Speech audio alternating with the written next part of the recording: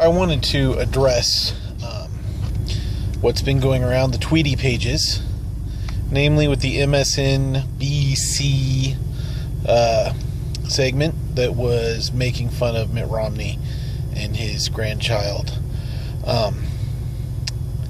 Bit of background with me. Obviously, I'm white. I'm very conservative. I'm a Christian.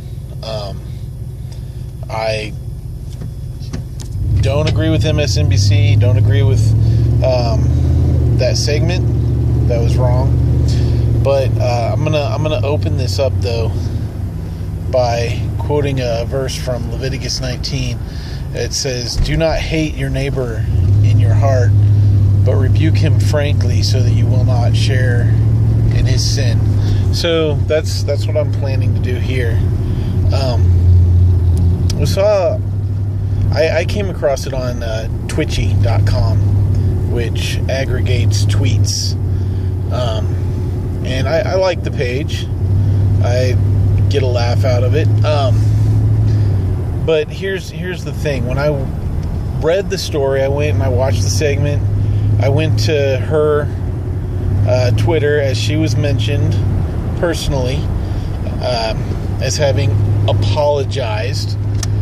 And I went and read the apology, and I read her subsequent tweets to fans and followers that she acknowledged that regardless of what her intentions were, that she had hurt someone, that she'd hurt a lot of people, and she was sorry for that, and she apologized. I think that her apology was heartfelt, and I think that regardless of how you feel about MSNBC, regardless of how you feel about Michelle Harris Perry, Pia Glenn, has come out and apologized. She said she was wrong. And I think that we need to not give her a pass, but we do need to forgive, and we need to stop the hatred that has been shoveled out at her. It's not right. So to any of you who call yourselves Christians, if you call yourselves conservatives, and you say that we're better than that we're better than the liberals because they try to shout down any opposition and they're so hateful, you need to reevaluate yourselves. And you need to stop pouring out hate on this person. And you need to forgive and start a dialogue. She's said in several tweets she would be open to having a helpful dialogue. So my suggestion to Pia, if she were to watch this, would be to take your apology to YouTube, for one thing. It's much easier to convey yourself when you don't have a character limit. 140 spaces, letters, and punctuations are very difficult to come across any genuine emotion, positive or negative, with. So just a short little video to express yourself, and to do so in a way where people can actually see what it is that you're trying to say. I'm not saying that you owe anyone a YouTube video or anything like that, but I think that would be a decent venue. A lot of people were saying, if you're going to give an apology, you should do it in the same medium that you made the offense in. Obviously, you don't run that show. You don't have the you can't just walk onto the set and do whatever, and you would acknowledge that as well. So just, a short YouTube video where you get to express yourself with your voice, facial expressions, and everything. Secondly, one of the things is that Phil Robertson got dragged into this as well, which I think is interesting. I will say I read the article in GQ. I don't know why, but I do receive that magazine. I never subscribe to it. Don't care for it, but whatever. But I read the article, and I honestly don't think that Phil said anything wrong. He stated his opinions, his views on homosexuality, and he stated his views on how he saw his relationships, how he saw black people back when he was younger. Now, despite what the liberals have been putting out there, he never mentioned Jim Crow, never mentioned segregation, never said blacks were happy with Jim Crow, never said blacks were happy with segregation. What he did say is before entitlements, before welfare, before being wards of the state, that the black people that he knew were working and they were godly and they were happy. And the quote from the magazine went something like, you ask it, were they happy? They were godly. They were happy. So, I mean, he said they were happy, not in the context of Jim Crow, not in the context of segregation. And the people saying that are lying. I'd love to be able to give them the benefit of the doubt and say they don't understand. They understand. They're lying. They're liars. He was saying they were happy in the context of being godly people who worked for their living. And that's all he said.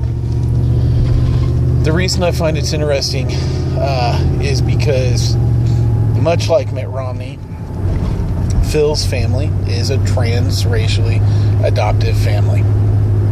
So, number two, my other thing that I would say to Pia Glenn is, you had said that if there was, if someone wanted to give you a venue to speak, give you a venue to, express yourself, I would recommend trying to contact the Robertsons. And I don't see why that would be a problem. Given the very little I know about that family, I don't see why they wouldn't be interested in sitting down and talking to you. I don't know them personally. I've seen the show all of 2 times, the same episode. What I know comes from researching them during the whole GQ debacle. But here's the thing, though. If Barack Obama can lambast and racially blast the Harvard Police Department for doing their jobs and then sweep it all away with a beer summit, I don't see any reason why you, Pia Glenn, can't sit down with someone like the Robertsons and have a frank, earnest, honest discussion about the issues that feed into this: politics, race, adoption, family, and who knows? I mean, something good may come of it.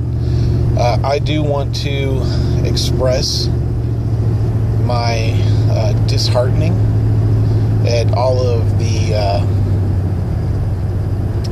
negativity and the hatred that's come at you, especially after you've apologized. I don't think that's right. And I want to say, that I for one hope that rather than just cementing in your mind that right-wing conservatives such as myself are hateful, mean, bigoted people, that you will know that there are those of us out there who can forgive, and that our issues are with the issues and not with the people. Anyway, to the rest of you, get over it. That's just about as frank as I can put it. She's apologized profusely and repeatedly. She didn't set up a hashtag to follow her apology and see who accepted it and who didn't and what they said about it. She put it out there. She actually made good with people who confronted her on it. Namely, I don't remember the guy's name or his Twitter handle, but a guy who had adopted a white man who had adopted a black son reconciled with him. So I don't care to hear about it from the rest of you. It should be over. If you consider yourself truly conservative, truly Christian, if you really care about uniting the nation and the people in this nation and not dividing them and trying to conquer and be right, then instead of writing hateful things and talking about how hurt you are, forgive, reach out, and let there be healing. That's all I've got.